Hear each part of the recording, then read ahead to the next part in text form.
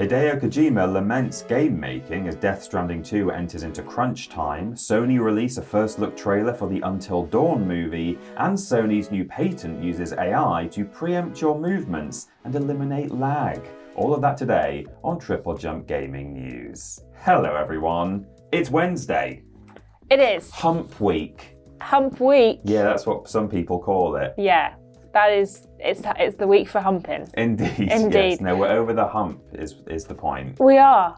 We've crested on the week, and now we're halfway there. But there'll be more news on Friday, so don't get too relaxed. There'll be more news to come. Yeah, and who knows how big it will be. We're still waiting to find out if, as the rumor dictates, Nintendo will announce the Switch 2 this week. Yeah. But it's looking less and less likely, I feel. They've not even said that they're doing a Nintendo Direct or anything. No, everyone else is saying they're going to announce. I mean, it's the story but of it the is Switch Nintendo, 2, isn't it? yeah. It's that everyone else is telling us everything we need to know, and Nintendo are telling us nothing. Exactly. So. But that is not what we're talking about today. today. No, we're not for once. We're not talking about that. We're talking about some other stuff, specifically starting off with Hideo Kojima. So he seems to be having a bit of a hard time on Twitter at the moment. Yeah, poor guy. I mean, it's the saddest thing. He just tweeted, tired, with a melancholy photo of the night sky and a frowning emoji. Oh, no. He's just, poor Hideo is tired. Jeff Keighley's sitting somewhere going, I hope he's all right. I had to call my best friend to see Yeah. if he's all right. This comes as apparently we've entered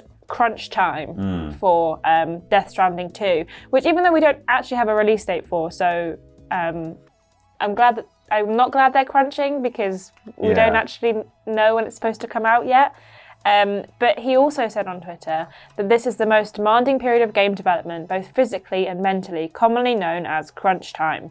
On top of mixing and Japanese voice recording, there's an inevitable pile of other tasks, writing comments, explanations, essays, interviews, discussions, and non-game related work. It's incredibly tough.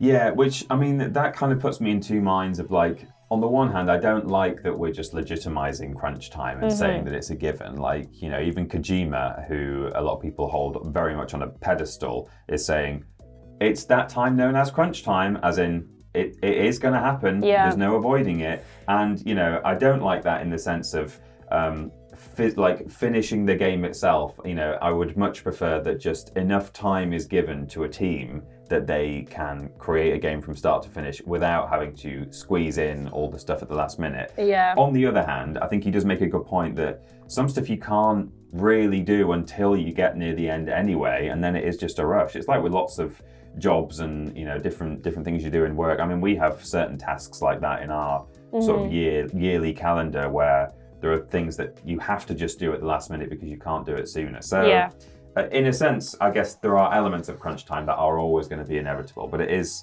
always difficult to hear that the actual developers on the ground are having a tough time. Yeah, I mean, and then he went on to tweet again another tweet where he said, at this age, I can't help but think about how much longer I'll be able to stay creative. I want to keep going for the rest of my life. But is it 10 more years? 20? He continued. Every day feels like I'm racing against the clock. He's really going through it. He is. He must week. be having a tough time. What he needs to do is sit down and watch a bit of Wallace and Gromit or something. He's a big fan of that kind of thing. Just take himself to the cinema, have a Hideo Kojima solo date. With Jeff, or solo date. Or on his own. Yeah. He was quoting a picture of a director whose name I have lost out of my brain, who's like in his 80s, and he was like, wow, this guy's in his 80s. And I'm in my 60s now, and I want to be creating. Who did Gladiator? Because it's him. He said when he was in his 60s, he did Gladiator. Who did Gladiator? It wasn't James. No, not James Cameron. No, I can't remember who it was. It's completely left out of my brain. Not sure. But yeah, so he's really going through it. I think it's really interesting that that they're talking about crunch time quite so candidly. I feel like a lot of the time, I mean, someone from Dragon Age recently was like, crunch time is inevitable, which again is sort of the case when it's last minute things like interviews and that sort of situation. But yeah, I do think it's a shame, and especially, you know, in Japan, they really like favor work over other things. So crunch time is kind of not as difficult to like justify, I think, in Japan because of how much people work over there. But yeah, well, I don't know. We'll have to see how he's doing. He's got lots on at the moment as well. Well, that's the thing. It's sort of a two-part story. It's not just that the studio as a whole is suffering with crunch time, as is he, but also that, you know, he is saying, "Oh, I'm so old now, and you know, how am I going to be able to keep going?" But it's not just Death Stranding 2 that is, you know, in the works. You know, so he's currently 61 years old, as said, and he's in pre-production on multiple other projects besides Death Stranding 2. Kojima Productions is working with Xbox and filmmaker Jordan Peele on OD, a horror game. The studio's announced Physint, working title, a collaboration with Sony in the vein of Metal Gear Solid. And there's also the film adaptation of Death Stranding with A24, which Kojima will presumably have a lot of influence on. So he's a busy boy. No wonder he's so tired. Kojima. No wonder. Tired. That's all you can say. He's so tired he can't even say more than that. Yeah. He's just barely managed to write one word. He was like, and he found a gloomy frowning emoji is how it's been described. But I hope he's all right. I hope he's getting, you know, some good sleep, watching some Wallace and Gromit and cheering himself up. And more to the point, the rest of his team as well. Because it's so easy to be like, oh, Hideo Kojima, the one who we all know He makes the games on his own, just him. But, you know, there's a whole crew working with him who are also probably tired frown emoji. So. Picture of the night sky. Yeah. Moving on now to the night sky, I guess, sort of.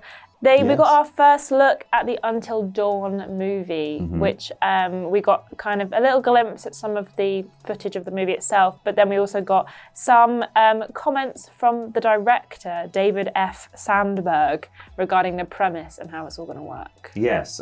So it is. I mean, I don't think this was known about until literally the trailer came out, exactly how it's going to relate to the game, because people wondered, is it going to tell exactly the same story? Yeah. How's it going to tie in? How are they going to do it, given that the story is like tailored to every person's made different so which decisions? Story? Yeah. Well, actually, it's a bit different. It's a bit more meta than that. So it's about some teenagers who are stuck in a time loop, and each cycle of time after they die and sort of wake up again is a different horror genre, which I think is interesting. I think that obviously lends to the multiple paths idea, but also the fact that, you know, Until Dawn is and other games like it as well are unashamedly tropey. Yeah. It's deliberate. They have all your like tropey characters. There's like a cheerleader and there's a jock. And, exactly. And there's a slasher villain and they're in a creepy house, or there's a werewolf. Like they don't sort of deviate too far from horror tropes, but it's all very intentional. So I think it's a good idea to actually just literally make your way through different horror genres. In that sense. So. Yeah. We have a few of the like motifs. We have the hourglass, which is functional seemingly in the movie to tell you you're in the time loop. But what David did say is the movie, it has a sort of the same tone and the same vibe, but it expands upon the universe. One of the creative things the game did is that people made different choices and die in different ways. The movie has a mechanic where things start over and they get to try again. Every time they come back to life, it's like they're in a new horror genre. To survive, they have to make it until dawn. Until dawn. So it's an entirely new group of characters and a new story. It's like nothing to do with Sam, Josh, and that from the game. So if you have played the game, you will probably see some familiar elements, but they'll be completely removed from the story that we know. And if you haven't played the game, that's fine. Yeah, you don't need to have played the game. You don't need to have played the game. Dr. Hill's in it.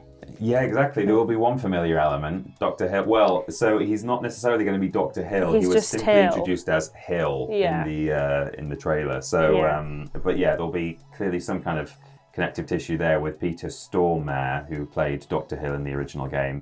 But yes, just called Hill. So perhaps he'll just, he might be, rather than a kind of meta like narrator outside influence, he might be just a character in the story. I'm imagining he's like Benjaminjit. Like he's the character who's like, I've been in here for years, maybe, and I can help you survive. I am Steve.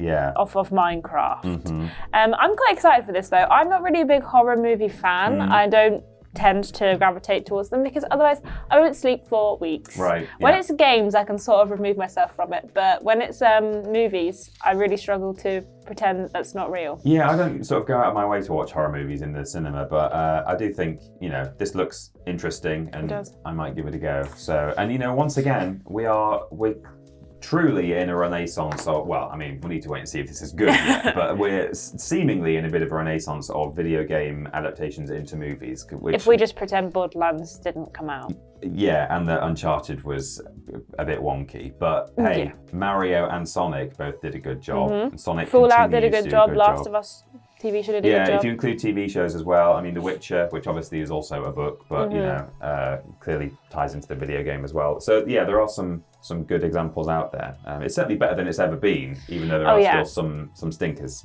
Yeah. So this might be one of them. Lastly then, still talking about Sony, they're doing some weird stuff. Yeah, this is really weird. So a new patent has been filed that details how the company may plan to cut down on latency in future hardware by using an AI model, aided by additional sensors. And the idea is essentially that it is going to try and predict what buttons you're going to press to therefore eliminate lag. Yeah. My immediate question is, what if it guesses wrong? Yeah. Will there just be an input that I didn't ask for? Yeah, I mean, also, sometimes my thumbs may, rest on buttons while they're, not active. So I don't want it to be you pressed the cross button. I'm like, no, I didn't. My thumb was just there waiting to press something else. Yeah. So this was first spotted by Tech for Gamers. The Sony patent, and I'm going to read the number out, so get your pen and paper out. Yep. W0202-501-0132. Some of those are zeros. Zeros, yeah. And you can figure that out yourself. Yeah. Titled Timed Input/Action Release is designed to tackle and streamline the timed release of user commands by predicting what button you're going to press next. Apparently the rationale for the filing reads, there can be latency between the user's input actions and the system's subsequent processing and execution of the command. This in turn results in delayed execution of the command and unintended consequences in the game itself. I mean, do you think it's still a big issue when you're playing live? I mean, obviously, if you're streaming, then you do tend to have a bit of input latency, or you can do, depending on your connection. But do you think when you're just playing in your house on your console, that's still a modern issue, that actual input lag? I mean, I don't play online very much at all, and I also don't really play games that require me to have very quick reaction times with things. So it's never really been an issue that I have. And even then, if I'm playing games like that, I kind of don't know, I'm not aware enough of it to notice any latency. Yeah. If we were talking about just latency in general in online games, that's never normally the console's fault. That's normally a server issue. A connection issue. Yeah. So I don't know if I've ever encountered this as a problem, but clearly enough people have where they feel they need to do something about it. I guess, there are either users who are still complaining about it, or there are some big boffins at Sony who have got all the data in front of them with, various clever bits of software connected up to a PlayStation or something, and they can say, look, this is a real thing. So, I imagine they've not just done this for the sake of it, and it is a real issue. But as a personal experience, I don't notice input lag as a sort of a regular issue when I'm gaming. But hey, we'll see how it goes. So the solution to that problem is a machine learning AI model designed to predict what input you're going to receive next, an external sensor with the example of a camera pointed at your controller to determine which input you're getting ready to press. And there's a quote here from the patent. In one particular example, the method may include providing a camera input as an input to machine learning model. The camera input may indicate the first user command. Do you get it? Not really. No. A lot of screwjaws. A lot of screwjaws. So essentially we're just looking at maybe a future thing. This may never even come to fruition. This may be PlayStation 6 and we may not actually see it, or it may be so kind of inconsequential to us that we won't even notice that it's implemented. You quite often get patents filed that never actually make it to hardware. I think Nintendo have done loads of weird patents over the years, and it's not actually gone into their next console. Yeah, I mean, this is definitely for things like shooters and online games, which I just feel like if you're that bothered about controller inputs, you're probably going to be using a mouse and keyboard anyway. Like if that's one of your biggest issues is lag in when you press the cross button, there's like a 0.5 second delay in pressing it, then I feel like that's an issue that maybe you could take to just taking it elsewhere, which we really don't want you to do that. Yeah. So yeah, this is a weird patent. Maybe another pointless use of AI. Yeah. But, you know, everyone loves that, don't they? Just doing whatever they want with AI. Which I do. But we'll see if this ever goes anywhere at all. I don't know if we'd even notice if it did. But we've got years before I think it's going to be something that we're going to have to think about. Yeah, maybe we're wrong. Let us know in the comments if you think that input lag is still something you are faced with on a regular basis, and if you think this is a good idea. And tell us about all the other stories as well. Are you worried about Hideo and his team? Tired. Are you going to see the Until Dawn movie? What do you think of the trailer? Let us know about all your thoughts down below. Make sure you're following our social media to get up-to-date news that's comes out all the time. Fraser's constantly putting news out on there. And follow us on the TripleJump Pods channel for the podcast. We'll discuss maybe some of these stories, maybe other ones, maybe when the Switch 2 is announced, maybe that, in more detail on there every Saturday. Yes, more news on Friday. Yeah. Until then, stay newsy. Very good. Bye. Bye.